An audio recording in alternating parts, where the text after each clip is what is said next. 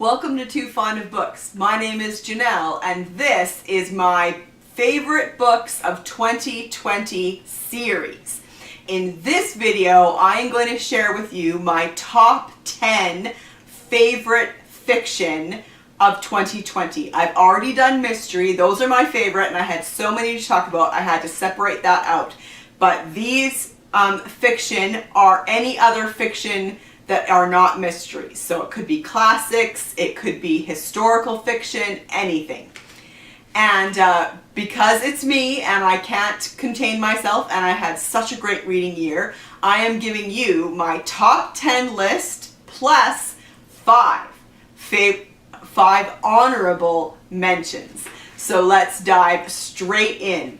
As I said in my other video, I'm not going to talk about the books very much because I've talked about them in previous videos. So I will include the link to my reading roundup playlist up here in the cards if you want to see what I had to say in detail about any of these books.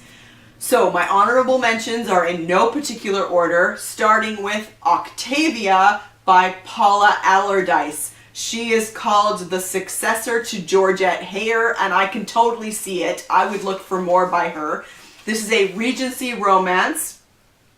And Octavia, she writes a secret novel that gets published under a different name, obviously, that becomes the scandal of London society. And it was just so fun. I really enjoyed this. I thought it was well written, really very entertaining, great characters, loved it.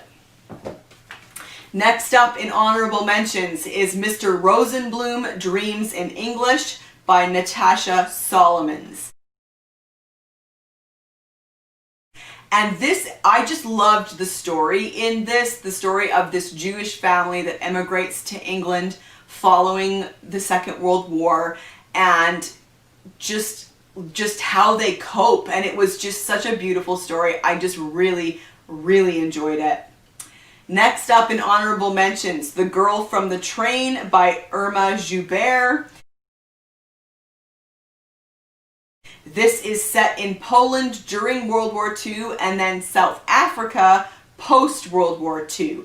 And again, I really enjoyed this story. It's a novel about understanding our past, how our past influences our present and our future, and how love can overcome differences in nationality, politics, and faith. It was a really good story. Next up in honorable mentions, this is actually two books, but they're from the same series, and so I'm going to count them as one. The Nightingale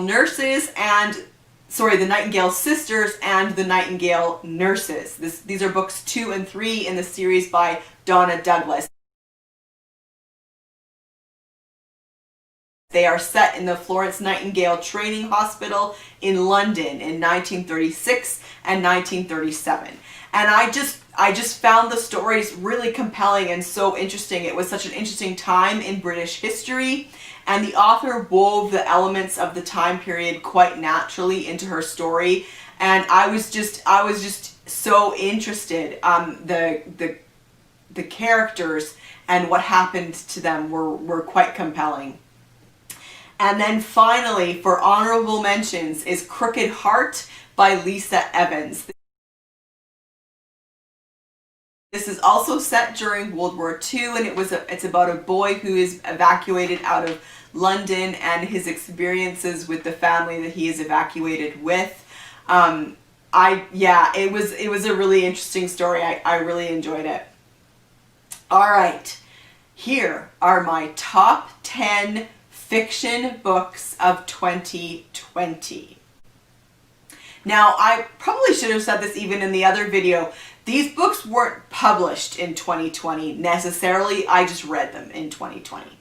Okay, so coming in at number 10, this is also 3 separate books, but it's a trilogy based on one book, and so I'm counting it as one. An Assembly Such as This, Duty and Desire, and These Three Remain by Pamela Aiden. This is her trilogy of the retelling of Pride and Prejudice through the eyes of Mr. Darcy. And I just thought she did such a great job.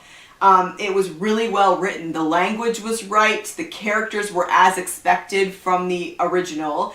And the story was interesting. The middle one, especially, Duty and Desire, take place during the silent time for Darcy in Pride and Prejudice. And so that allowed her to write her own story, really. But I just really liked it, and I really liked the accounts of Darcy's friendships, like his relationship with Bingley and a man that she brings in called Brougham, and Colonel Fitzwilliam and Fletcher, his valet. I just thought she did a really great job, and if it's possible, I came to like Darcy even more than I already liked him from Pride and Prejudice, and I already liked him a lot. So I just thought it was a really good Pride and Prejudice retelling. Coming in at number 9, Girl at War by Sara Novic.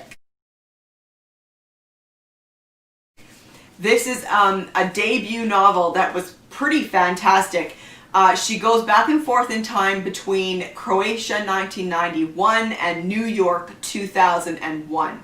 And it tells the story of Anna coming to terms with tragedy and loss. And it was just really, really very good. I enjoyed reading about the Croatian wars in the early 90s because I remember this from the news. I was in high school, and like this was a huge part of what was coming out in the news, but I hadn't really read a lot about it since then, or even thought about it all that much. And so I thought it was a really interesting story historically, but also just the plot itself was really interesting.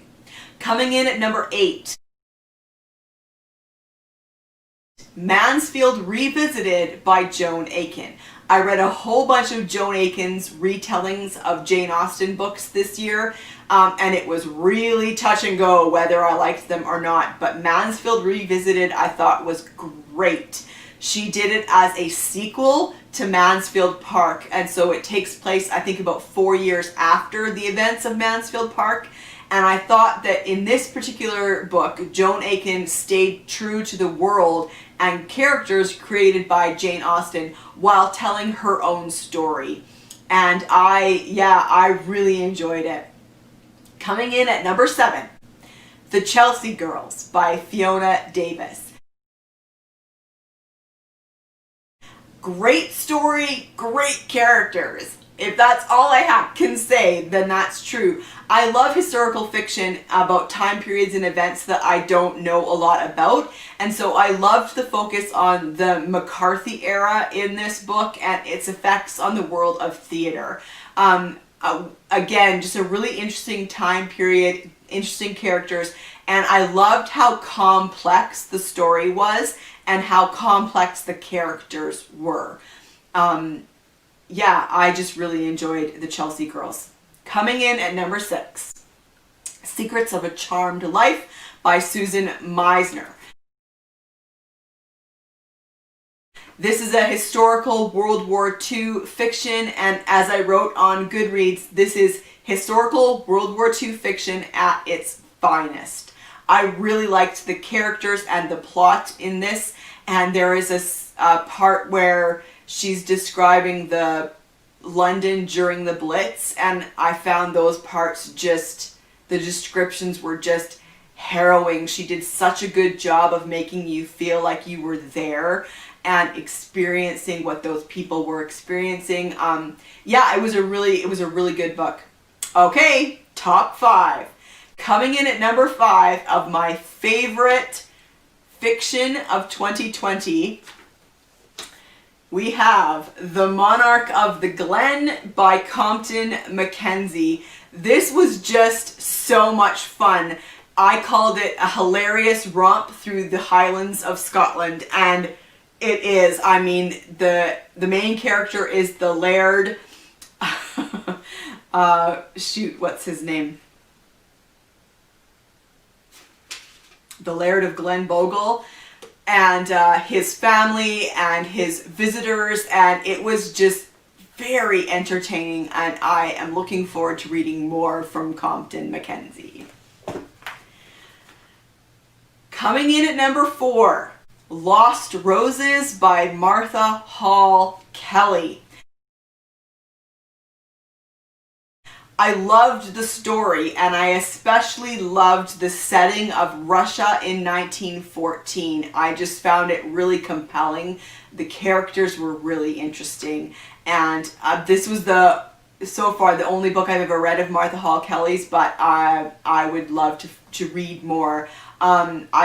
I believe that some of the same characters from this are in an earlier book she wrote called Lilac Girls that I haven't read yet, but it is totally on my list to read, hopefully in 2021. Coming in at number 3, Marilla of Green Gables by Sara McCoy. I loved it, and I'm sure there was some nostalgia wrapped up in that ranking, but I loved reading about familiar characters along with some wider political issues that were happening from both Canada and the States at the time, and I just thought she wrote a really interesting story. So it's the story of Marilla when she was younger, and yeah, I just really liked it. Coming in at number 2, The Girl Who Came Home by Hazel Gaynor. This book delivers a story that honors the memory of those who lost their lives on the Titanic and those who survived the Titanic. I have always been fascinated by the story of the Titanic. We have a bit of a family connection, sort of, to the Titanic. But this was just such a good book. My favorite thing, though, was the underlying thread of hope in this book, which was maybe unexpected considering it's about such a great disaster as the Titanic. But through disaster and loss and grief, there is always hope. And I think that was my favorite thing about that book. And then coming in at number 1, my favorite fiction of 2020, The Other Bennet Sister by Janice Hadlow. This was delightful. Great story, great characters, and I admit I did enjoy it more once it moved past the events of the original Pride and Prejudice. I think it can be really daunting for someone to take on Jane Austen, but Janice Hadlow did it, but I think too that she felt more freedom to tell her own story once she got past those that point of the events from Pride and Prejudice. But I felt also that she really did justice to the characters from the original story, and it was just really good. I really enjoyed it. So there you have it, my top 10 fiction of 2020. Have you read any of these books? Would any of them appear in your top 10 list of fiction from 2020? I would love to find out in the comment section down below. And if not, tell me, what is your favorite fiction book from 2020 that you read in 2020? And I will see you for the next video in my favorites of 2020 series coming up very soon. Bye.